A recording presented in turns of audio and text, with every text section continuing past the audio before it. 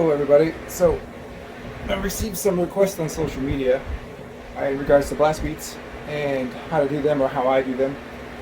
But before I start, I just want to mention that I am by no means a teacher or a professional instructor. So what I'm going to show and talk about is what I know from self-learning, how I do things. Hopefully that's helpful. I just wanted to get that out there.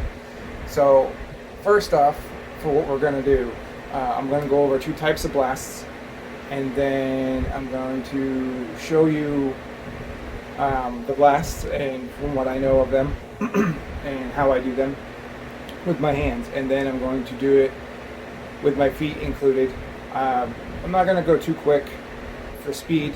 I'll talk about that. Mostly this is for technique and how to do them and how to increase speed, which I'll go over. So the first type of blast beat that's pretty common and considered like a beginner or entry level would be the hammer blast, and that is when everything you're playing is hitting at the same time in regards to the notes. So all the notes are hit at the same time or in unison.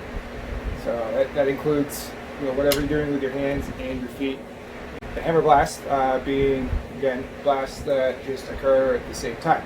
So if you want to start off slow with just the hands, it's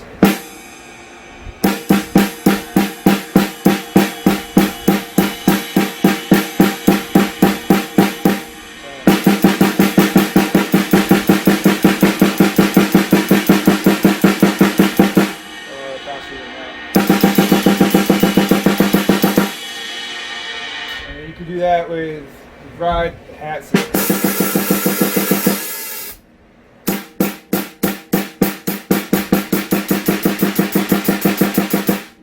And you incorporate your feet, your footwork, same thing.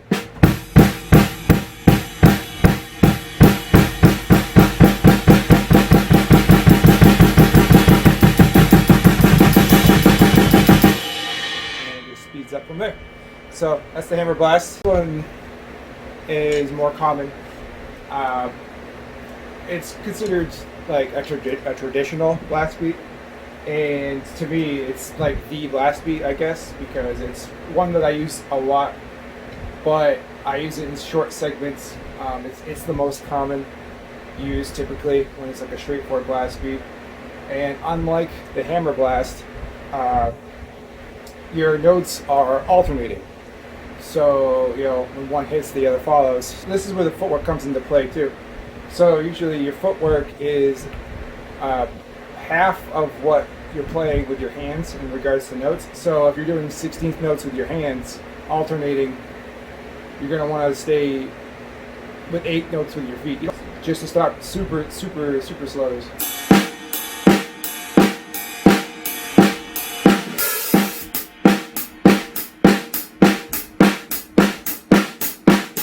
Obviously that's super slow, so we can try it faster, and then I'll add the kick drum in as well.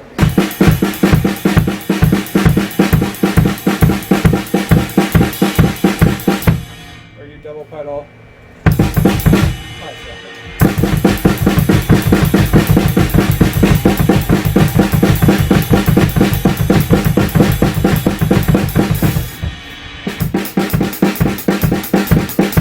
That's pretty much it. You can go up to speed.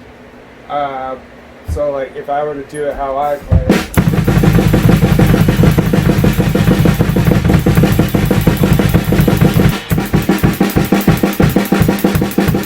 Obviously, sometimes I like to switch it up as well. I like to double my feet. For instance, like.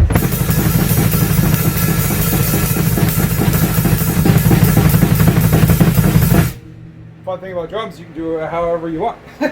So that's pretty much it, really. Maintaining some 16th notes with my hands and my feet. So.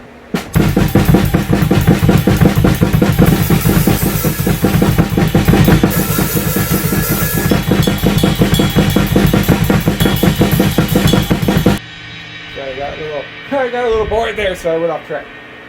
Another one.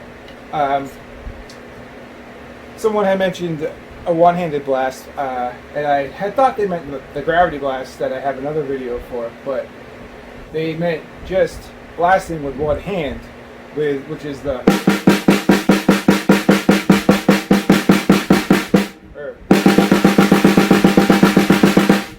It's weird in the drum community, especially in the metal, because people find it lazy because you're just using one, and typically when you're blasting with one hand like that, you're not really blasting with so much with the other. Even with gravity blast, commonly when I go in the gravity blast, I'll hit the hats or something else to keep time. There was one of the bands I played for where I tried to match the speed on the hats with the gravities. And it sounds like a hot mess, but for that part, it's supposed to. So it works. So I'll show you how I do it. And, you can give it a shot if you want. It's super simple. It's literally the same as an alternating blast, not a hammer blast. How I do it is just something as simple as just like, oh, sorry.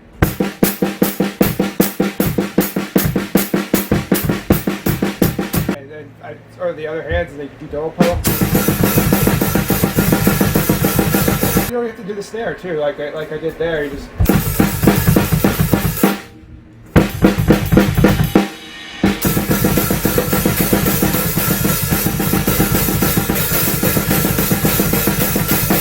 Okay, so exercising tips.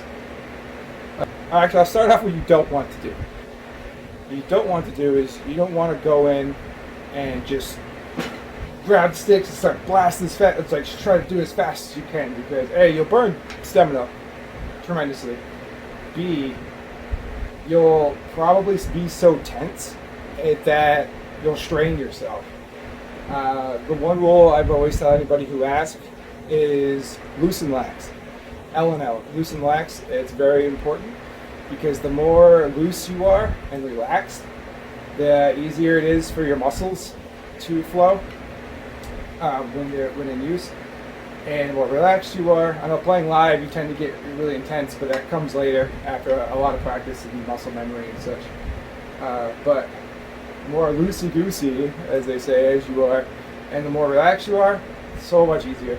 So you think about it, you lose, like flow, you get good flow and you're loose, but if you're tight, like try to grab your sticks and then try to blast. It's like trying to hit with hammers. It just doesn't work. Like I'm grabbing onto them and it's not going to work that way. So if you're nice and loose, and then just let it flow. What I recommend doing is you should know your comfort zone. You know where you can free play, where you can play, it's comfortable, and it feels like you can just do this all day. I go a little bit less than that and start there, and start slow, and then build up. So pick a blast beat, if it's a hammer or if it's a alternating blast, but traditional blast. Start slow, and then build, and then build, and then build. And it's like a workout. You want to build to the point where you feel that burn that you get from lifting weights or working out, or when you're walking up a hill and you feel that burn in your calves. Not to the point where it hurts, to the point where it's like you can feel it, and push it to the point where you just think it's going to hit pain, or you think you're going to hurt yourself, and don't stop. Like no matter what, don't stop. Then slow down. You go like back off a little bit, and then just slow down, right down to, even if it's just a super simple single notes or single strikes, whatever, and then do it again, and do it again, and again, and again. And this works for more than just blast beats. It works for double pedal as well. That's how I relearned. I used to be as quick as I am now with my feet, and then I joined a band that didn't require double pedal. I had a single pedal. So then I had to reteach myself. And I literally, I'm not even kidding, I would, for an hour and a half a day, I would just sit there and go.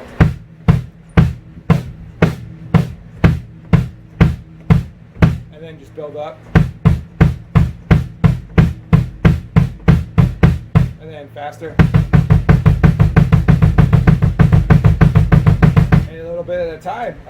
Sometimes the fastest I could go at the time was like,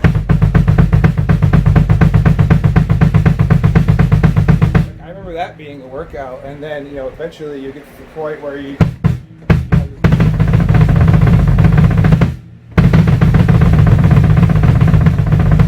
probably can't hear that well because it's not mic'd or anything. Another technique I had used to warm up in the past was I would match my notes with my feet on double pedal, and then I would take one stick away to work out my feet. I'll show that for example right now. So it'd be like, sorry.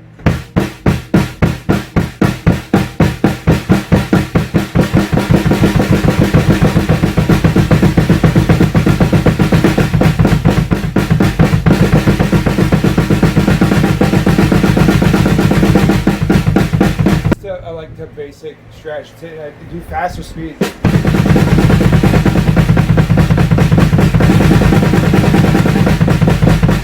I don't know if that works for anybody else, but that works for me. If you have any other questions or concerns, not concerns, hopefully. Any questions, anything I can help further with, there'll be my Instagram and my Facebook page.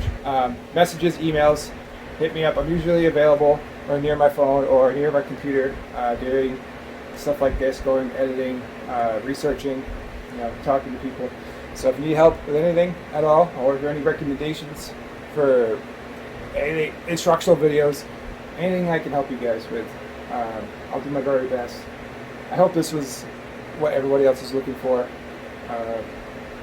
So yeah, if you need anything, just let me know, and I hope this helps. Thanks for watching.